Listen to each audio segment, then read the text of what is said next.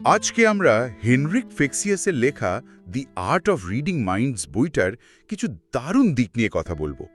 আমাদের কাছে বইটার মূল ধারণাগুলো নিয়ে কিছু নোট আর সারসংক্ষেপ রয়েছে। মূল উদ্দেশ্যটা হলো কিভাবে মানুষের অমৌখিক সংকেত আর তাদের মনস্তত্ত্ব বুঝে তাদের ভেতরের চিন্তা বা অনুভূতিগুলো পড়া যায়। হ্যাঁ, তবে শুরুতেই একটা বিষয় পরিষ্কার করা দরকার, মানে ব্যাপারটা কিন্তু কোনো জাদুটোনা বা অলৌকিক ক্ষমতা নয়। একদমই না। এটা আসলে গভীর পর্যবেক্ষণ আর মানুষের মনস্তত্ত্ব বোঝার একটা দক্ষতা। বইটার সবচেয়ে শক্তিশালী ভিত্তি হলো একটা লাইন: কোনো মানুষ এমন একটাও চিন্তা করতে পারে না যার কোনো না কোনো শারীরিক প্রতিক্রিয়া ঘটে না। এই সংযোগটাই হলো আমাদের আলোচনার চাবিকাঠি। তার মানে মনের ভেতরে সবকিছুরই একটা ছাপ শরীরে পড়ে, এই ধারণাটাই তো। হ্যাঁ, বিখ্যাত দার্শনিক রেনে দেকার্তের তত্ত্বের ঠিক উল্টো, তাই না? ঠিক তাই। তিনি তো বলেছিলেন যে শরীর আর মন বা আত্মা দুটো সম্পূর্ণ আলাদা জিনিস। লেখক তো দেকার্তের এই ধারণাকে একটা বিরাট ভুল বলেছেন। একদম। আর আধুনিক বিজ্ঞান এখন পুরোটাই লেখকের পক্ষে। নিউরোসায়েন্স প্রমাণ করেছে যে মন এবং শরীর একে অপরের সাথে ওতপ্রোতভাবে জড়িত। প্রত্যেকটা চিন্তা আমাদের শরীরে হরমোন ক্ষরণ করে, হৃদস্পন্দন পরিবর্তন করে, মাংসপেশিতে সূক্ষ্ম টান তৈরি করে। আবার উল্টোটাও সত্যি, মানে আমাদের শারীরিক অবস্থাও কিন্তু মানসিক প্রক্রিয়াকে প্রভাবিত করে। যেমন সোজা হয়ে বসলে আত্মবিশ্বাস বাড়ে, এরকম। ঠিক তাই। আর সবচেয়ে মজার ব্যাপার হলো আমাদের যোগাযোগের প্রায় ৯০% কিন্তু শব্দহীন, মানে নন ভার্বাল। আর এই না বলা কথাগুলোই বেশিরভাগ ভুল বোঝাবুঝির কারণ হয়ে দাঁড়ায়। তাহলে তো আসল কথা বলার আগেই কথা শুরু হয়ে যায়। দুইটাতে যোগাযোগের প্রথম ধাপ হিসেবে রাপো বা সৌহার্দ্যের কথা বলা হয়েছে। ফেক্সিয়াসের মতে অর্থপূর্ণ যোগাযোগের জন্য এটা অপরিহার্য। আর এর মূলনীতিটাও বেশ সহজ: যদি আমি তোমার মতো হই, তুমি আমাকে বুঝবে এবং পছন্দ করবে। এই তোমার মতো হওয়ার ধারণাটা বেশ গভীর মনে হচ্ছে। হ্যাঁ, এটা শুধু হাসি মুখে কথা বলাই নয়। লেখক বলছেন অন্যের যোগাযোগের শৈলীকে সচেতনভাবে গ্রহণ করতে। এর মধ্যে রয়েছে অন্যের শারীরিক ভাষা, তার বসার ভঙ্গি, কণ্ঠস্বরের এটনামা, কথা বলার গতি, এমনকি তার শ্বাস-প্রশ্বাসের ছন্দের সাথেও নিজের আচরণ মেলানো। যখন দুটো মানুষ একই ছন্দে চলে আসে, তখন তাদের মধ্যে অবচেতনভাবেই একটা সাদৃশ্য তৈরি হয়, আর এই সাদৃশ্যই বিশ্বাস আর পছন্দের অনুভূতি বাড়িয়ে তোলে। এটা কোনো অভিনয় নয়, বরং অন্যের জগতে ঢোকার একটা চেষ্টা আর কি। কিন্তু একটা প্রশ্ন আসছে, এই কৌশলটা শুনতে তো বেশ কাজের, কিন্তু এটা কি একটু ছলচাতুরিপূর্ণ নয়? মানে মনে হতে পারে আমি কারোর সাথে একমত হওয়ার ভান করছি শুধু তাকে প্রভাবিত করার জন্য। এটা একটা খুবই গুরুত্বপূর্ণ প্রশ্ন। আসলে উদ্দেশ্যটা কি তার উপর অনেক কিছু নির্ভর করে। যদি উদ্দেশ্য হয় কাউকে ঠকানো, তাহলে সেটা অবশ্যই ছলচাতুরি। কিন্তু লেখকের মূল বক্তব্য হল এর উদ্দেশ্য সম্পর্ককে গভীর করা। যেমন বইয়ের একটা কৌশল হল ওপিনিয়ন আইকিডো। আইকিডো মার্শাল আর্টের মতো? হ্যাঁ, আইকিডোতে যেমন প্রতিপক্ষের শক্তিকে তার বিরুদ্ধেই ব্যবহার করা হয়, এখানেও তেমনি। কারো সাথে ভিন্নমত থাকলেও তর্কে না গিয়ে প্রথমে তার মতের কোনো একটা অংশের সাথে একমত হওয়া, এতে একটা সাধারণ ভিত্তি তৈরি হয়। এর মূল উদ্দেশ্য কিন্তু তর্ক জেতা নয়, বরং সম্পর্কটাকেও বাঁচিয়ে রাখা। বাহ, দারুণ তুলনা তো। তাহলে আমি বলছি না তুমি ভুল, আমি বলছি আমি তোমার কথার এই অংশটা বুঝতে পারছি। একদম। এর একটা উন্নত সংস্করণ হল ওপিনিয়ন কাংফু। এখানে তর্কের সময় কিন্তু শব্দটার বদলে এবং ব্যবহার করতে বলা হয়েছে। কিন্তুর বদলে এবং কিভাবে? যেমন ধরুন, আমি আপনার কথা বুঝলাম, কিন্তু আমার মনে হয়। এই কিন্তু শব্দটা অবচেতনভাবে একটা দেওয়াল তুলে দেয়। এর বদলে যদি বলা হয়, আমি আপনার কথা বুঝলাম এবং এর সাথে আমি যোগ করতে চাই যে, তাহলে আলোচনাটা অনেক বেশি সহযোগিতামূলক হয়ে ওঠে। আপনি অন্যের বাস্তবতাকে অস্বীকার করছেন না, বরং তার সাথে নিজের ভাবনাটা জুড়ে দিচ্ছেন। আচ্ছা আচ্ছা, সংঘাত থেকে সহযোগিতা, এই ছোট্ট পরিবর্তনটা মানসিকতা একটা বিরাট বদল আনে। ঠিক, এমনকি ইমেলের মাধ্যমেও অন্যের লেখার ধরন, শব্দের ব্যবহার বা টোন অনুকরণ করে এই সৌহার্দ্য স্থাপন করা সম্ভব। বেশ, তাহলে সৌহার্দ্য তৈরি হলো, কিন্তু এরপর? আমি তো শুধু বন্ধুর মতো আচরণ করার জন্য এই সূত্রগুলো শিখছি না, আমি ভেতরের সংকেতগুলো বুঝতে চাই। বইটা এই ব্যাপারে কি বলছে? এখানেই বইটির সবচেয়ে আকর্ষণীয় অংশ শুরু হচ্ছে। লেখক বলছেন, আমরা প্রত্যেকেই পৃথিবীকে ভিন্ন ভিন্ন ইন্দ্রিয়ের মাধ্যমে অনুভব করি। কিছু মানুষ মূলত দেখে শেখে বা চিন্তা করে, তাদের বলা হয় ভিজুয়াল। যারা ছবি দিয়ে ভাবেন। হ্যাঁ, কেউ শোনে, তারা হলো অডিটরি, আবার কেউ অনুভূতি দিয়ে, অর্থাৎ কাইনেস্থেটিক। এটা বোঝা খুব সহজ। আপনার কোনো বন্ধু কি আছেন যিনি সবসময় বলেন, দেখো ব্যাপারটা হলো, বা আমি পুরো ছবিটা দেখতে পাচ্ছি? হ্যাঁ হ্যাঁ, আছে। তিনি সম্ভবত ভিজুয়াল। আরেকজন হয়তো বলেন, তোমার কথাটা শুনতে ভালো লাগছে না, তিনি অডিটরি। আর যিনি বলেন, আমার ঠিক ভালো লাগছে না, বা ব্যাপারটা আমি ধরতে পারছি না, তিনি সম্ভবত কাইনেস্থেটিক। এইটা তো দারুণ।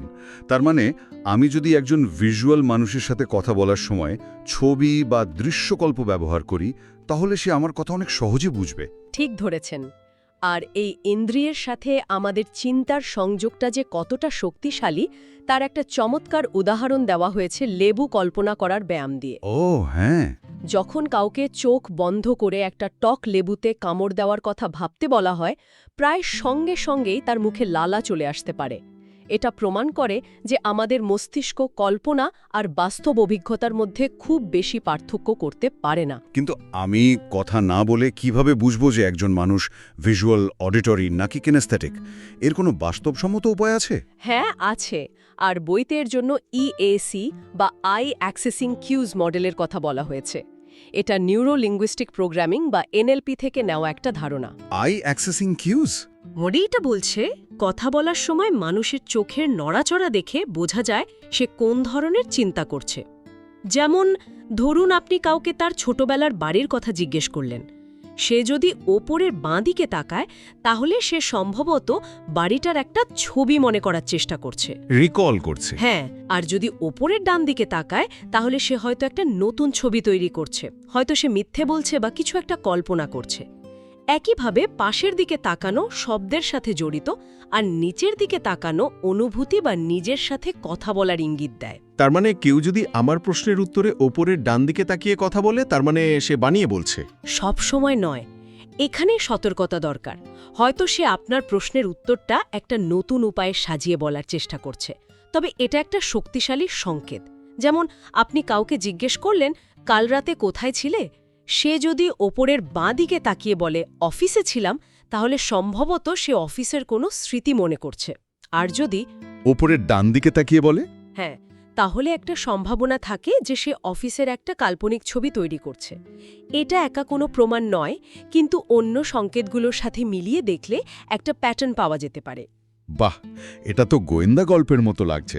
আচ্ছা, চিন্তার ধরন তো বোঝা গেল, কিন্তু আবেগ আবেগ তো আরও জটিল। চিন্তার চেয়েও শক্তিশালী হলো আবেগ। এটা আমাদের প্রায় সমস্ত সিদ্ধান্তকে প্রভাবিত করে। লেখক এখানে বিশ্ববিখ্যাত মনোবিজ্ঞানী পল একম্যানের গবেষণার কথা উল্লেখ করেছেন, যিনি 7টি সর্বজনীন আবেগ চিহ্নিত করেছেন: আনন্দ, দুঃখ, রাগ, ভয়, অবাক হওয়া, ঘৃণা এবং অবজ্ঞা। কন্টেম্পট বা অবজ্ঞা। হ্যাঁ, এই আবেগগুলো পৃথিবীর সব প্রান্তের মানুষের মুখের বিভিন্ন অভিব্যক্তির মাধ্যমে প্রায় একইভাবে প্রকাশ পায়। যেমন অবজ্ঞার প্রকাশ হল ঠোঁটের এক কোণে হালকা বাঁকা হাসি, যা বিশ্বজুড়ে শ্রেষ্ঠত্ব বা ঘৃণার একটা সার্বজনীন চিহ্ন।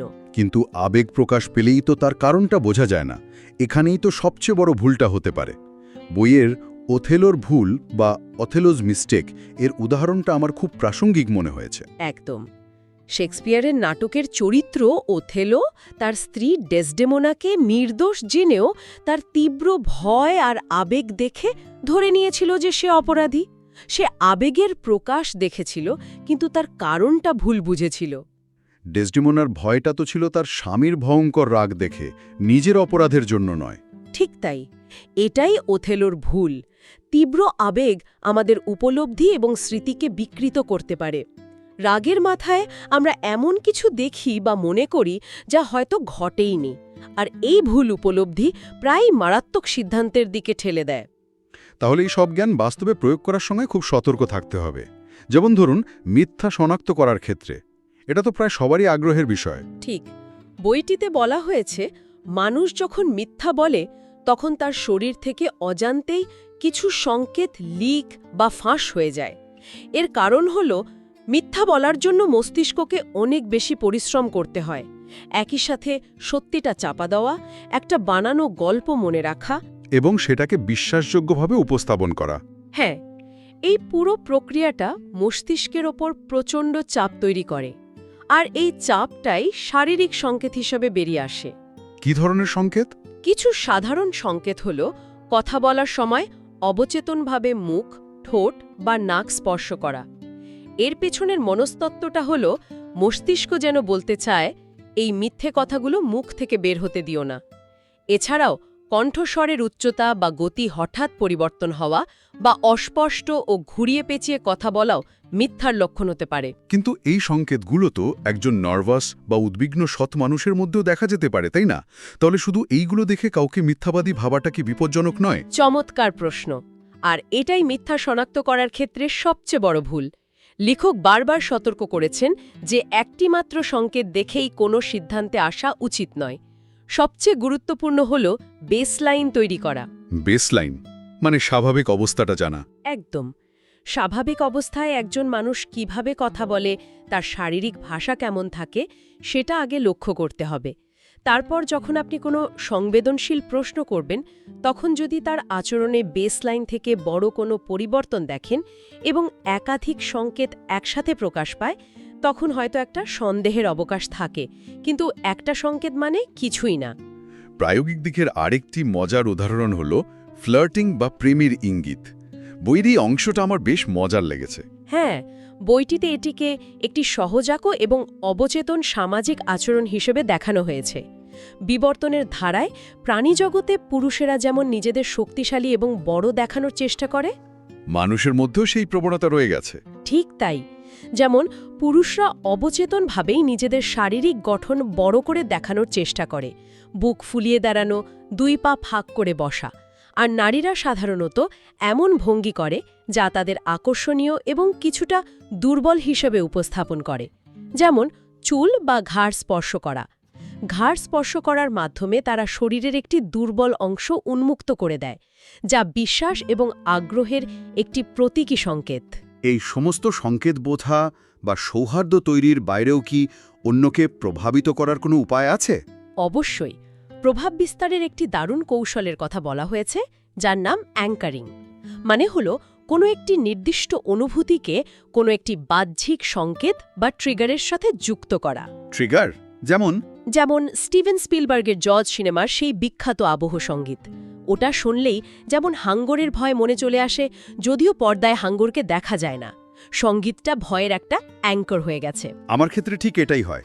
ছোটবেলায় একজন প্রিয় শিক্ষক একটা বিশেষ পারফিউম ব্যবহার করতেন। আজও সেই গন্ধটা পেলে আমার অবচেতনভাবেই শেখার প্রতি একটা ইতিবাচক অনুভূতি হয়। একদম পারফেক্ট উদাহরণ। ওটা আপনার জন্য একটা পজিটিভ অ্যাঙ্কার। একইভাবে কোনো বন্ধুর সাথে তার খুব আনন্দের কোনো মুহূর্ত নিয়ে কথা বলার সময় যদি আপনি বারবার তার কাঁধে আলতো করে টোকা দেন, তাহলে সেই স্পর্শটা আনন্দের অনুভূতির সাথে যুক্ত হয়ে যেতে পারে। পরে কখনো সে যখন মনমরা থাকবে, তখন সেই একই জায়গায় স্পর্শ করলে তার মানসিক অবস্থা ভালো হয়ে যেতে পারে। এসব তথ্য আলোচনার পর বইয়ের শেষে কিছু মজাবার কৌশল বা পার্টি ট্রিক্সের কথা বলা হয়েছে। এগুলো নিশ্চয়ই এতক্ষণের আলোচনাগুলোকে একসাথে বাঁধতে সাহায্য করবে। হ্যাঁ, এবং এগুলো বেশ মজার। যেমন ভিজিবল থটস নামে একটি কৌশল আছে, যেখানে আপনি কাউকে কোনো কিছু কল্পনা করতে বলে তার চোখের নড়াচড়া বা ইএসি দেখে বলে দিতে পারবেন সে কী ধরনের চিন্তা করছে। মানে তার চিন্তাটা কি মূলত কোনো ছবি কেন্দ্রিক, শব্দ কেন্দ্রিক, নাকি অনুভূতি কেন্দ্রিক। এটা তো এতক্ষণ আমরা যা আলোচনা করলাম তারই একটা সরাসরি প্রয়োগ। একদম।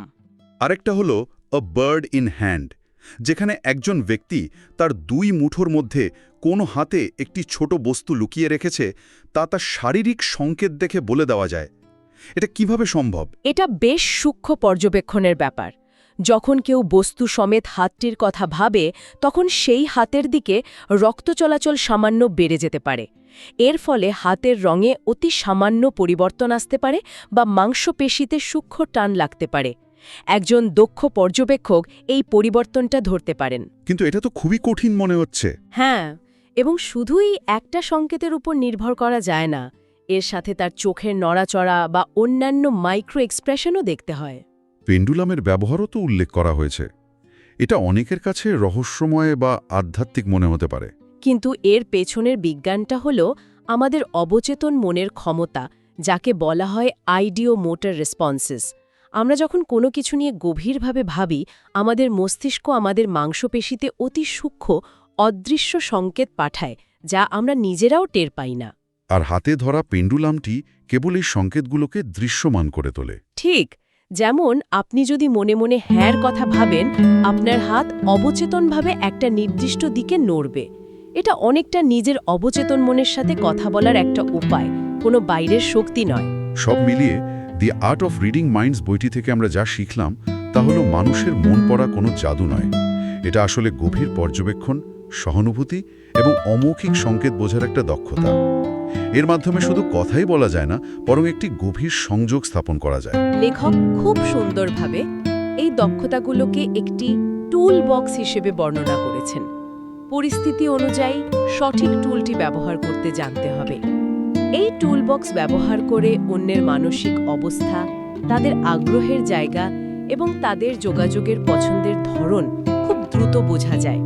এটা সম্পর্ককে আরও মজবুত করতে একটা অসাধারণ উপায় হতে পারে। আজকের আলোচনা শেষে একটা প্রশ্ন রেখে যেতে চাই। এই সমস্ত কৌশল দিয়ে আমরা অন্যকে বুঝতে শিখছি, যা অবশ্যই খুব দরকারি। কিন্তু যদি এই একই কৌশল, এই গভীর পর্যবেক্ষণ আমরা নিজেদের অবচেতন সংকেতগুলো বোঝার জন্য ব্যবহার করি, তাহলে কেমন হয়? নিজের শারীরিক ভাষা আর ছোট ছোট প্রতিক্রিয়াগুলো লক্ষ্য করে আমরা নিজেদের কোনো গোপন চিন্তা বা চাপা পড়ে থাকা আবেগ সম্পর্কে জানতে পারি। ভেবে দেখার মতো একটা বিষয়।